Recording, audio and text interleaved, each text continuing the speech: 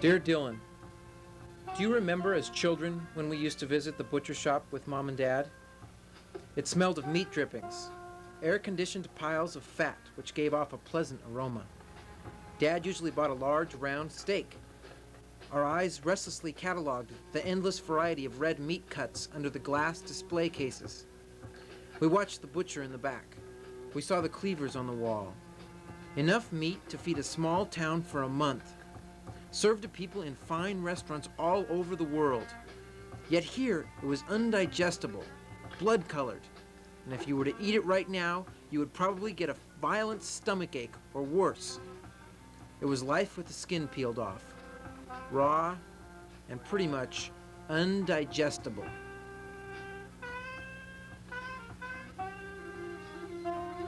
What was your first experience with the theater?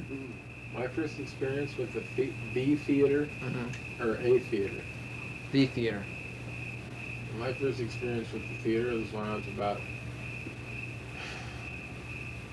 11 years old. I performed an act on stage with a fake dog in front of the entire town. It must have been excruciating. It's called, the act was called My Dog Crash. And this friend of mine put a dog outfit on, and I did tricks in front of the audience, so the dog, didn't do any of the tricks like it's supposed to. The dog kind of made fun of me.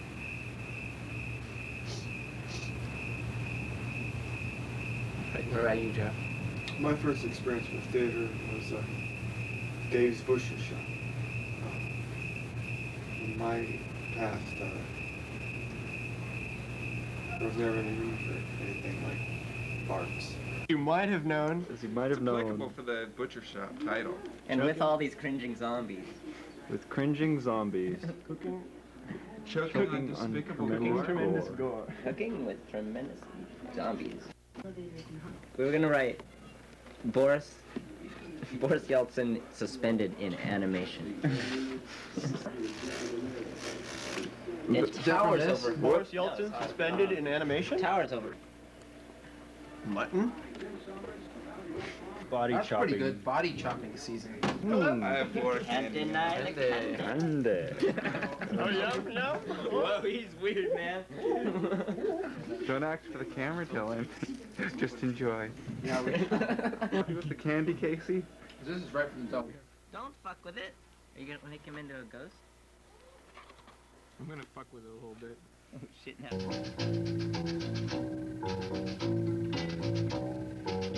Dear Dylan, do you remember when you wrote to me that you were frustrated with the crush of minds at your college? You said there were those who weighed your ideas not by the word or the expression you used, but by their similarity to their professor's rhetoric. Your ideas were replaced by someone else's ideas, which were already prepared for your digestion before you ever set foot in the kitchen. Simply put, you had dishes cooking, but no one to eat them.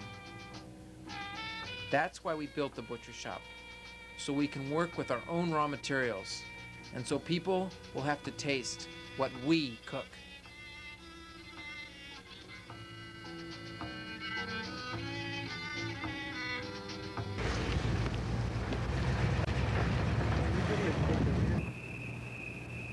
Actually, my first experience in theater was, I remember, even younger than 11, going downtown and seeing this beautiful woman on this poster, and looking at the poster, it was advertising a play called Pure as the Driven Snow, and the beautiful woman was my mother, and I didn't recognize her at first, and I saw the poster and I looked at her, and then I realized that's my mother because she was a star in the show. It was a community theater. I was wrong too. My first experience at theater is when I broke my arm the last time we sent me to Sacramento, and I was stuck there for 5 days, and I saw True West with Sam Shepard 5 days, and went all 5. Bigger. Matter. Well, let's make it bigger. Denver. Denver, stop. Cougars will conquer you. Jesus, you. What are you doing there, Case? I'm cutting her eye hole. Oh, my hole.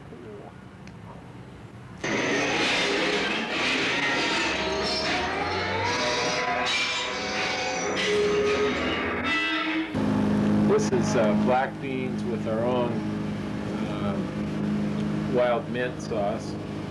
These are Japanese eggplants sauteed in vinegar and olive oil, balsamic vinegar.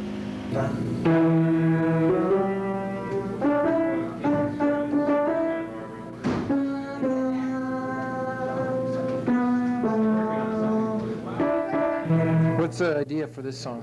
The idea of this song was Graham and I standing around together, him with his tenor saxophone, I with my trumpet, and we hit those first three notes kind of together on accident, just fucking around one time. And then it's just natural to then go up. And then we started playing. And then that's what I sat down to work on, was what to do after that. And I got this.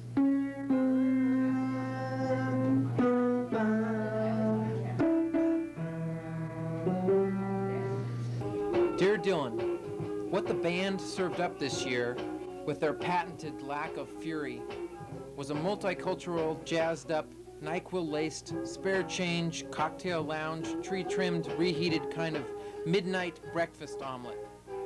The band's melodies, victims of a sorrowful lack of musicianship, somehow sprouted arms and legs and moved herky-jerky toward an awkward embrace with the drama on stage.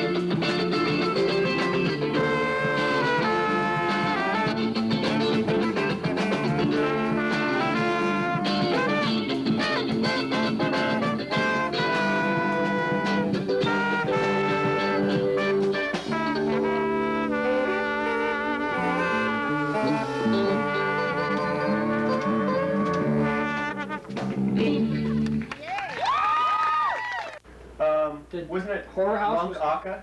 Was Horror House? Which is this the rocket ship going off or the? Yeah, blast off. Monk Aka. What about a horn line for it? Yeah, there's got to be some horn in there doing the. Maybe the horns will have to do the. The horns, could they do that? Just something that's like build up a lot and then a lot of noise.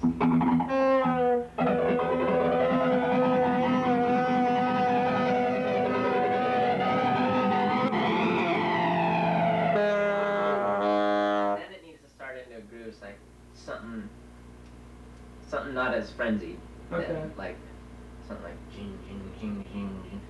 But is the rocket gone? Is the rocket gone? It's still flying It's around. still flying around? Yeah. Oh. It's gonna fly around for like a minute.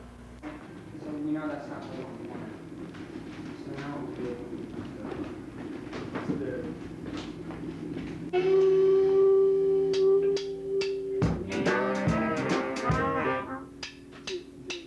Okay, I got Kim on it.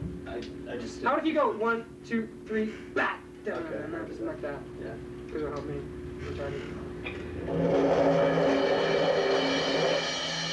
What? Can you keep doing that? Do it with the stick. Can you keep doing that while I think you should still have the cymbals going while I play the part. You think? Right. Yeah.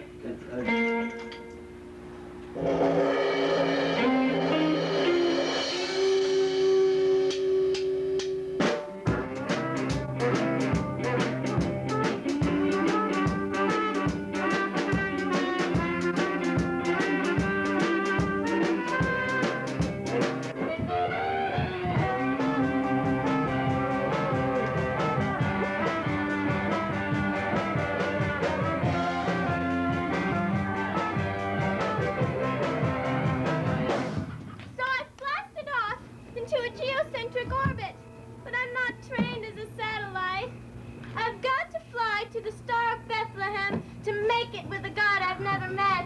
Why is it called the butcher shop? That was never explained to me in my satisfaction.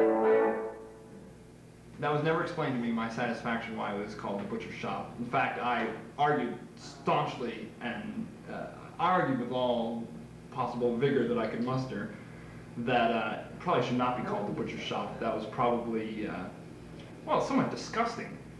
But naturally, the people who live here, the two brothers, the Latimer brothers and their parents, I guess if they decided it should be called the butcher shop, well then, you know, their choice.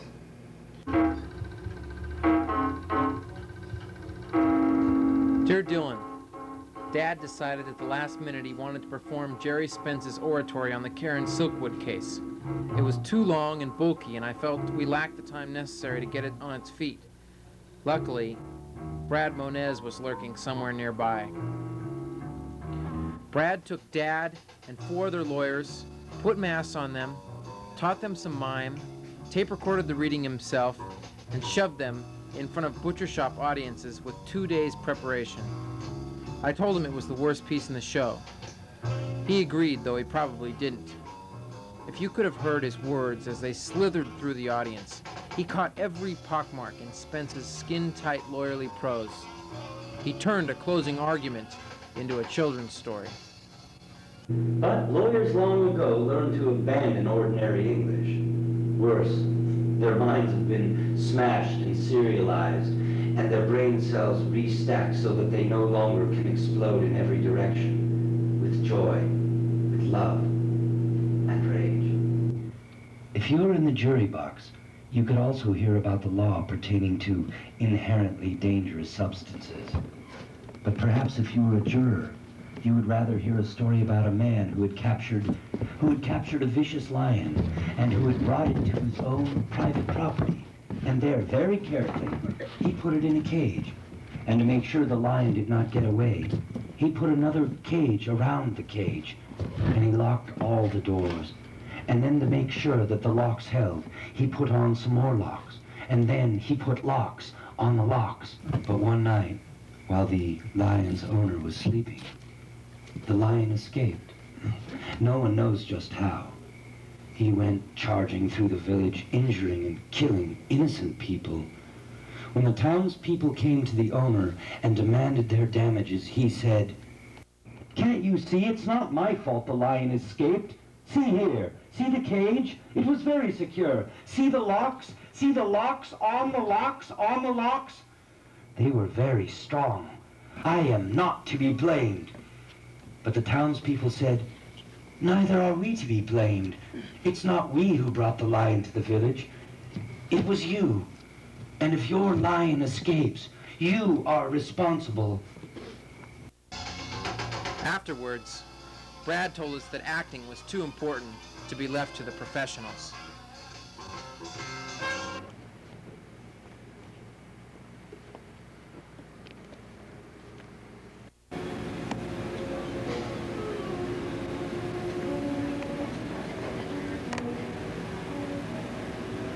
The butcher shop this year is going to be a theater for adults.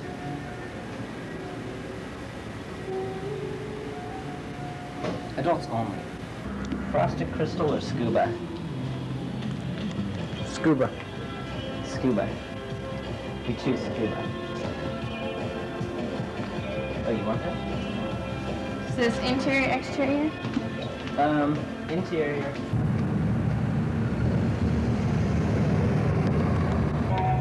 We're presently going to the butcher shop to paint Melody Blue all over the butcher shop. I can drive there. I can drive there faster than anyone.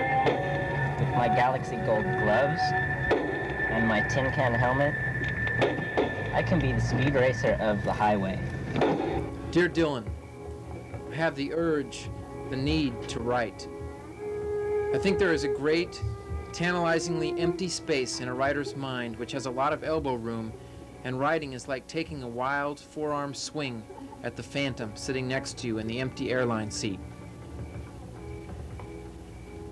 When you talked to Jolie and me this summer, you reminded us that writing was like sculpting. And just like no one could run their hands through a block of clay and duplicate the calf muscle of Michelangelo's David, so no one can take my characters home and use them to clean their kitchen or live in their plays. Because once I've found the idiom that the character exists in, then they begin to suffer from the ailments only I suffer from.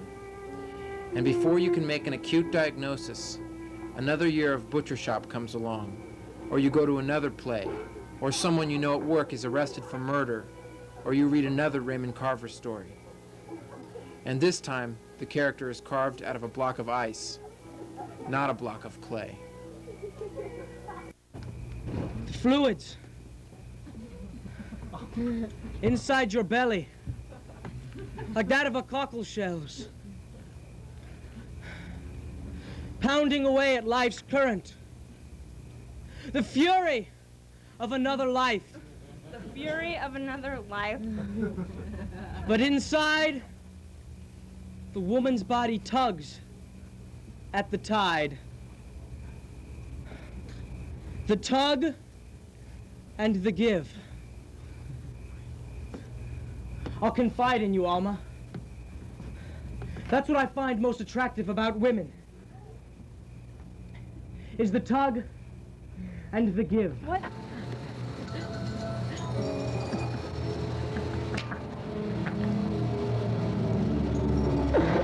What are you making tonight, Dad? We all heard it. Cooking shrimp. Shrimp, coconut sauce.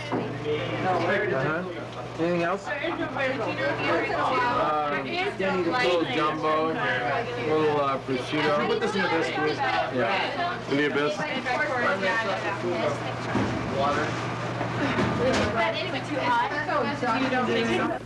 September 5th is my birthday. September 4th is Artaud's birthday, and in Artaud. And every September, on the 1st, we do these plays. And I didn't realize that till just this week, that we do our plays right when this month is beginning.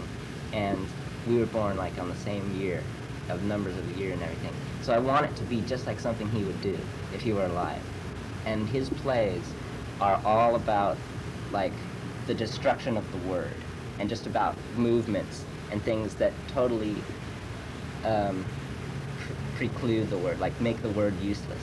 Because you can say so much more with just simply walking out here, like I explained before, you yell, and saying so much more like with just a look to the audience or something.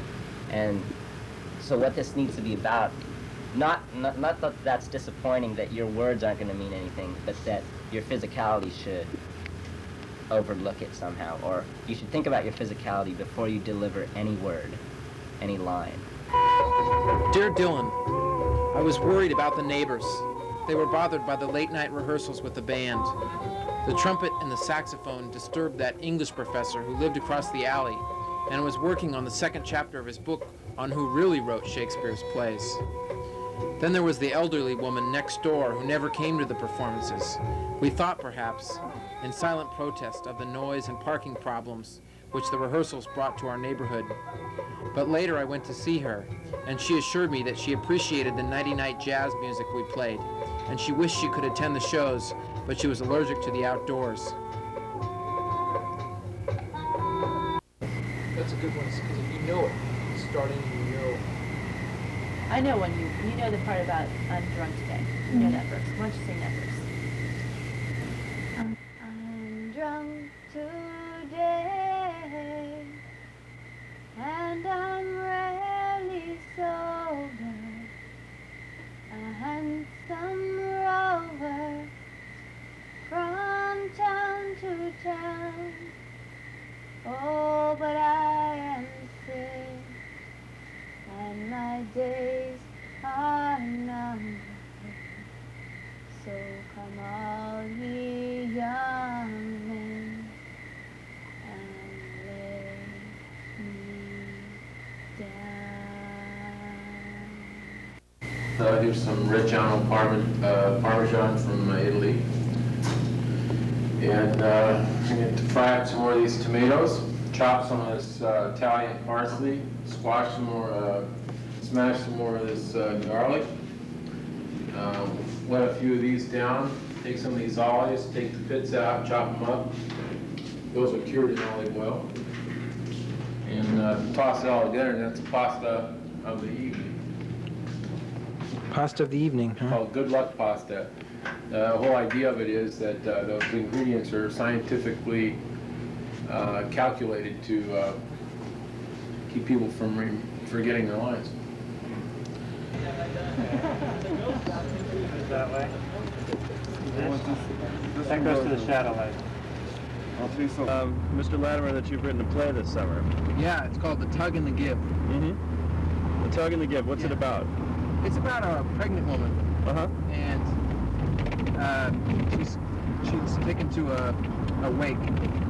Not taken to, she's in a wake, Irish wake. So she's of Irish descendants? No, she married an Irish kind of American. Is this, where's the play set place? The play is set in the living room of a Chico drunk.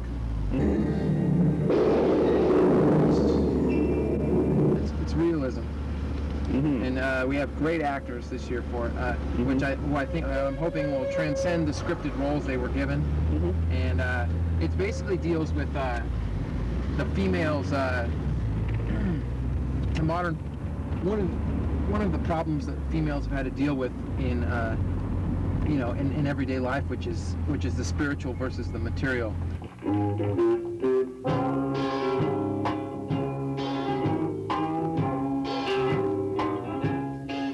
Dear Dylan, strange friendships arose out of the creative process. Casey, the Artaud lookalike, the gaunt playwright who was nocturnal and who subsisted on a steady diet of sunflower seeds and Japanese science fiction. Jeff, the grizzled cowboy, one of the only people who knew anything about electricity at our theater. He told me once that electricity was my enemy, not my friend, and that it was to be feared. He was a philosophical mechanic who came down from the Sierra Nevadas 10 years ago to find peace of mind and a new wife in Chico. He found neither, but found us, the Latimer family, the butcher shop, and Casey. He took Casey to his garden, where they harvested his giant Roma tomatoes together. He took Casey to his garage and showed his 1960s comic book collection. These two men, one a 22-year-old college student who wrote absurdist drama in the vein of that great Belgian playwright Michel de Gelderode, the other a 40-year-old mechanic and part-time theater electrician with 3 kids and alimony and 5 dead pickups on his property, found each other, struggling to make the same thing work, to stick an electrode in the carcass and make this theater come alive on Labor Day weekend.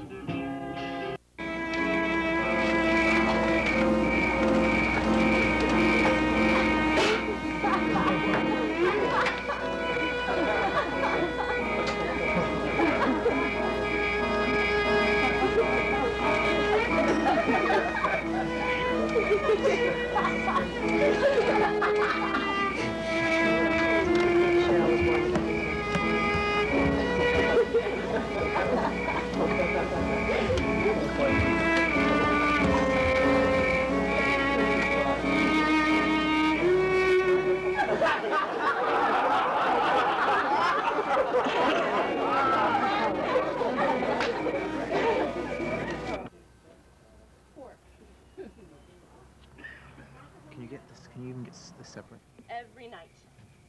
Every night I remind myself why I left him. But tonight he's back there with his friends and he's laughing and I'm still thinking about it.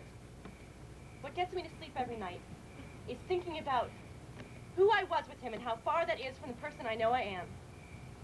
It's like this baby is all the parts of me that are good and that are alive. And it's like the bad parts I want to get rid of. It's like they're with Gordon. It's like they died. See how this is all designed with the extension cords here? Show them my light table. Extension cords run through the house? Right here. No, this right here. This right here. This right here. Yeah, what is that? Okay, this means just these switches control certain plugs here. So theoretically, it's totally mobile. I can just pick up and use extension cords to run from here to the light anywhere I want. I've got switches right here, which go to these 2 plugs. These 4 dimmers go to these 4. These are constant power for... Dear Dylan, maybe this was the last year of the butcher shop. I don't know. We had the plays in the backyard. Nobody came but the neighbors, who brought some friends, and a gaggle of relatives who brought some wine to go along with Dad's Sacramento River shad soup, homemade tortellini, and eggplant shish kebabs. I forgot about Casey's parents. They came every night, to see probably if their son had improved as a playwright. Jolie and I wrote a play whose setting was at the wake of a guy named Finnegan. We didn't realize it had already been done. I was sitting on the stage before the last night's performance, trying to remember the last time I was truly furious at someone. I couldn't, but I remembered all the times I've been scared. I remembered when you were 9 and I was 10, and Dad took us fishing and made us cross Mill Creek in 4-foot-high rapids. I slipped on a rock, but Dad caught hold of my sleeve. I was scared then, scared for my life. People began to take their seats, and the band began to warm up, and I was sitting there, dumbly, trying to figure out why I'm never angry, and I'm always scared.